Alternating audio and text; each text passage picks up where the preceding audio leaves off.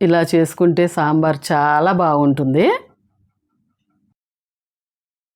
Hi అండి, welcome back to my channel start my recipe. ఈరోజు మనము ఎండాకాలంలో చలువ చేసే పెసరపప్పు సొరకాయ సాంబార్ చేసుకుందాము. పెసరపప్పు సొరకాయ సాంబార్కి ఏమేమి కావాలో చూసేద్దామా.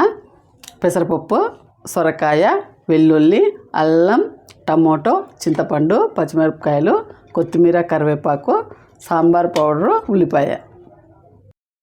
ముందుగా పెసరపప్పునైతే కుక్కర్లో బాగా కడుక్కుందాము.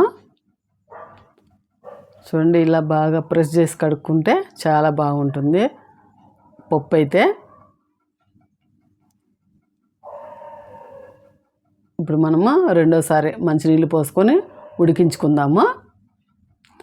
పెసరపప్పు తగిన నీళ్ళు పోసుకొని ఒక విజిల్ వచ్చేదాకా పెట్టుకుంటే సరిపోతుంది పెసరపప్పు అయితే. ఇప్పుడైతే మనం లేత సొరకాయ తీసుకున్నాం. చాలా ఫ్రెష్గా ఉంది సొరకాయ అయితే.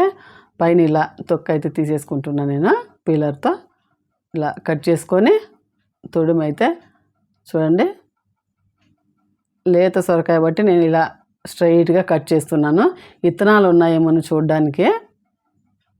విత్తనాలు అయితే లేవు, చాలా లేతగా ఫ్రెష్గా ఉంది సొరకాయ. ఇప్పుడు మనం చిన్న చిన్న ముక్కలుగా కట్ చేసేసుకుందాము. సొరకాయ తొందరగా ఉడికిపోతుంది. సాంబార్కి అయితే చాలా బాగుంటుంది. చాలా లేతగా ఉన్న సొరకాయ అయితే చూడండి, ఇంత సైజ్ అయితే కట్ చేసుకుంటాను నేనైతే. అలాగే కొత్త వాళ్ళు ఎవరైనా నా ఛానల్ చూస్తున్నట్టయితే సబ్స్క్రైబ్ చేయండి, లైక్ చేయండి. ఇప్పుడు అయితే మనము స్టవ్ ఆన్ చేసుకొని గిన్నె పెట్టుకున్నాను. అందులో తగినంత ఆయిల్ వేసుకున్నాను. ఆయిల్ హీట్ ఎక్కింది. అందులో ఆవాలు చిటపటలాడుతున్నాయి కదా. ఇప్పుడు అల్లం అయితే నేను కొద్దిగా కట్ చేసి సన్న పీసులుగా వేసుకున్నాను. అల్లము, వెల్లుల్లి వేసాను. అల్లం వెల్లుల్లి ఫ్రై కానిద్దాము. పచ్చివాసన పోయేదాకా ఫ్రై చేసుకుంటే చాలా బాగుంటుంది. మనం మసాలా కూరలేకైతే దంచి చేస్తాం కాబట్టి సాంబార్కు డైరెక్ట్గా వేసాను నేనైతే. అందులోనే ఉల్లిపాయ ముక్కలు అయితే పెద్ద పెద్ద సైజుగా కట్ చేసుకున్నాను అయితే. మరి చిన్నవి కాకుండా. అందులోనే పచ్చి కరివేపాకు వేసుకుందాము. ఉల్లిపాయ ముక్కలు పచ్చివాసన పోయేదాకా ఫ్రై చేసుకుందాము. అందులోనే ఎండుమిరపకాయలు 2-3 వేసుకున్నాను నేను. మళ్ళీ సపరేట్ పోపు పెట్టుకోం కాబట్టి మనం ఇందులోనే అన్నీ వేసేసుకున్నాను. అందులోనే పచ్చిమిరపకాయలు సన్నగా కట్ చేసి పెట్టుకున్నా కదా, పచ్చిమిరపకాయలు వేసేసుకుందాము.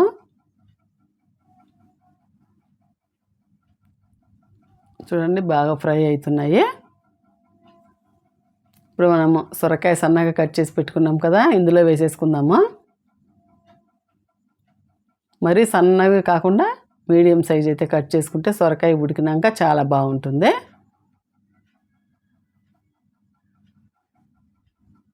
అందులోనే 2 టమాటాలు అయితే బాగా మాగిన టమాటాలు అయితే 2 కట్ చేసి వేసుకున్నాను. ఒకసారి కలిపేసుకుందాము. టమాటా, సొరకాయ ఇప్పుడే బాగా మగ్గితే చాలా బాగుంటుంది కర్రీ అయితే. ఒక 4-5 నిమిషాలు అయితే ఫ్రై చేసుకుందాము. ఫ్రై అయింది కదా. ఇప్పుడు అందులో తగినంత సాల్ట్ అయితే వేసుకుందాము. అందులోనే సాంబార్ పౌడర్ 2 టీ స్పూన్లు అంత వేసాను నేనైతే.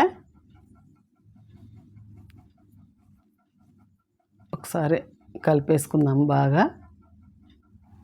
మనం సాల్ట్ వేసాము కాబట్టి చూడండి, కొద్దిగా టమాటా రసము లాగా వచ్చినది నీరైతే. అలా మనము కుక్కర్లో ఒక విజిల్ పెట్టుకున్నాం కదా పెసరపప్పు, అది మొదటి చూద్దాము. ఒక విజిల్కే పెసరపప్పు అయితే బాగా ఉడికిపోయింది. అందులో పోసేసుకుందాం మనము ఉడికించిన పెసరపప్పునైతే. చాలామంది కందిపప్పు సాంబారు అని చేస్తారు, కానీ నేనైతే పెసరపప్పు సాంబార్ చేస్తున్నాను. ఇప్పుడు అందులో చింతపండు గుజ్జు కొద్దిగా అంత వేసుకుందాము.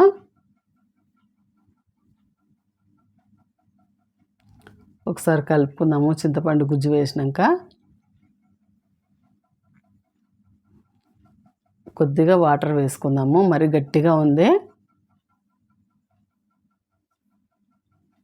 చూడండి వాటర్ వేసుకున్నాక బాగుంది. మరి గట్టిగా కాకుండా పల్సగా కాకుండా చపాతీ లేకైనా మనం రైస్ లేకైనా తినడానికి ఉండేలా ఉండాలి. మూత పెట్టుకొని ఒక 3-4 నిమిషాలు అయితే ఉడికించుకుందాము.